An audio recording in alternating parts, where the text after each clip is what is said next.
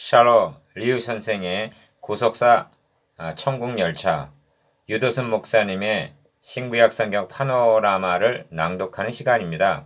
지금은 출애굽기 32장의 두 번째 시간입니다. 제목은 똑같죠? 중보자를 통한 구원. 셋째 단원입니다. 15절에서 20절, 깨어진 증거판.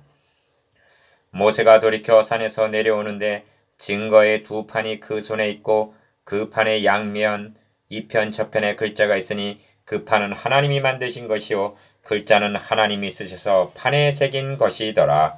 15절에서 16절.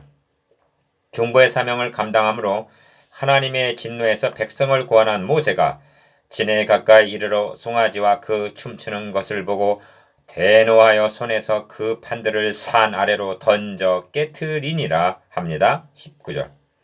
이를 해석하는 데 있어서 예민한 통찰력이 요구됩니다. 이는 모세가 모르고 내려온 돌발 상황이 아닙니다.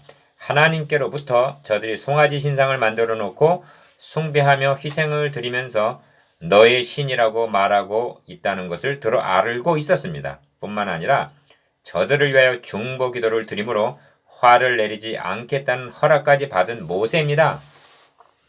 이런 맥락으로 바라볼 때 모세가 증거판들을 산 아래로 던져 깨트렸다는 것을 대노의 화풀이로만 볼 것이 아니라 우리가 다 준행하리이다 24장 7절 하고 세운 언약의 파기로 보아야만 하는 것입니다. 예레미야서 31장 32절.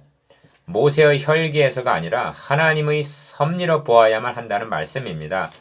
그렇다면 저들은 어떤 처지에 놓이게 된 것입니까? 여기에는 양면성이 있습니다.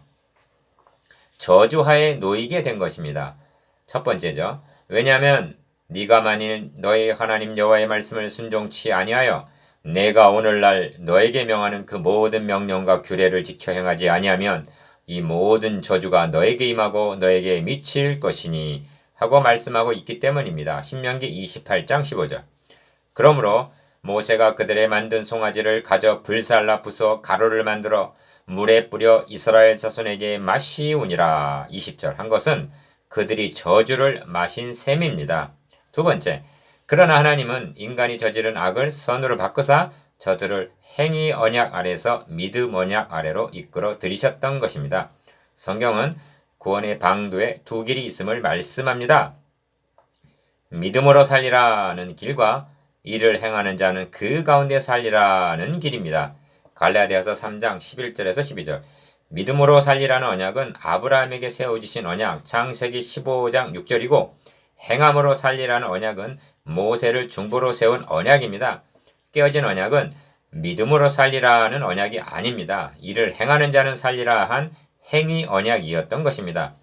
인간의 행위로 구원 얻을 수 없음이 대번에 판명이 된 셈입니다.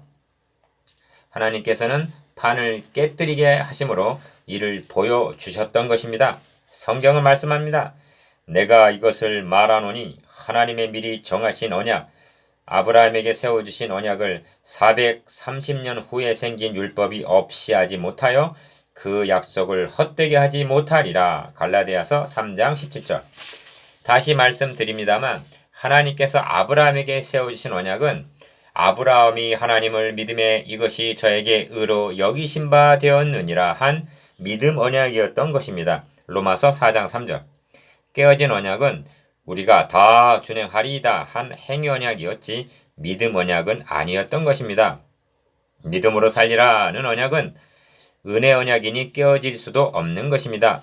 깨어진 증거판은 율법의 행위로 그의 앞에 의롭다 하심을 얻을 육체가 없음을 단적으로 보여주고 있습니다. 로마서 3장 20절. 넷째 단원 21절에서 35절. 보응할 날에는 그들의 죄를 보응하리라. 모세가 아론에게 이르되 이 백성이 너에게 어떻게 하였기에 네가 그들의 중재에 빠지게 하였느뇨? 21절. 아론은 구찬 변명을 늘어놓았으나 모세가 본즉 백성이 방자하니 이는 아론이 그들로 방자하게 하여 원수에게 조롱거리가 되게 하였음이라 합니다. 25절. 이에 모세가 진문에 서서 가로되 누구든지 여호와의 편에 있는 자는 내게로 나오라 하매 레위 자손이 다 모여 그에게로 오는지라 합니다. 여호와의 편에 선 자란 송아지 우상을 숭배하는 일에 동참하지 않은 자들을 가리킵니다. 엘리야 선지자 때에도 그러나 내가 이스라엘 가운데 7천을 남기리니 다 무릎을 바알에게 꿇지 아니하고 다 그 입을 바알에게 맞추지 아니한 자니라 하십니다. 열왕기상 19장 18절.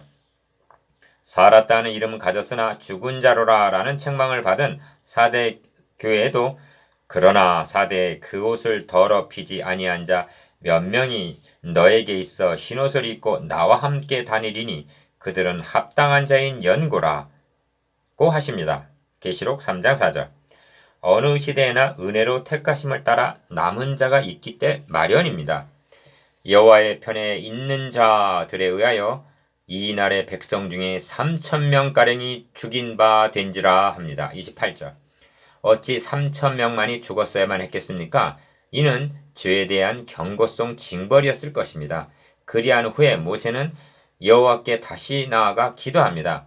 핵심은 큰 죄를 범했다는 자복과 이제 그들의 죄를 사하여 주옵소서 하는 간구입니다. 31절에서 32절. 어찌하여 모세의 중보기도가 여기서 다시 등장하는 것일까요? 하나님께서 저들의 죄를 사하시되 그러나 내가 보응하는 날에는 그들의 죄를 보응하리라. 34절 하반절 라는 말씀을 계시하시기 위해서인 것입니다. 이 보응하리라는 말은 하나님을 자칫 지독한 하나님이라는 인상을 줄 수도 있을 것입니다. 아닙니다. 이는 주께서 눈이 정결하심으로 악을 참아보지 못하시는 하박국서 1장 13절 거룩하시고 의로우신 하나님의 속성을 나타내주고 있는 것입니다. 그러므로 구약시대란 죄를 사하리라 하셨어도 그것은 완결된 것이 아니라 간과하시었음을 깨달아야만 합니다. 성경은 이는 하나님께서 길이 참으시는 중에 전에 지은 죄, 구약시대의 죄를 간과 보고도 못 본 척 하셨다고 말씀합니다. 로마서 3장 25절. 다른 말로 하면 보리에 두신 것입니다. 언제까지입니까? 곧 이때 자기 아들을 화목제물로 내어주신 때에 합니다. 마치 저수지에 물이 고이듯이 쌓여져야만 갔던 진노를 자기 아들에게 쏟으신 것입니다. 그리하여 자기도 의로우시며 또한 예수 믿는 자를 의롭다 하려 하심이니라고 말씀합니다. 로마서 3장 25절에서 26절. 주님은 첫 언약 때 범한 죄까지 속하려고 죽으셨던 것입니다. 히브리서 9장 15절. 그러나 내가 보응할 날에는 그들의 죄를 보응하리라는 말씀 속에는 만극하기 비할 데 없는 이러한 뜻이 함축되어 있는 것입니다. 명심합시다. 죄는 반드시 보응을 받습니다. 다만 우리를 대신하여 자기 아들에게 보응하셨던 것입니다. 이것이 중보자를 통한 구원입니다.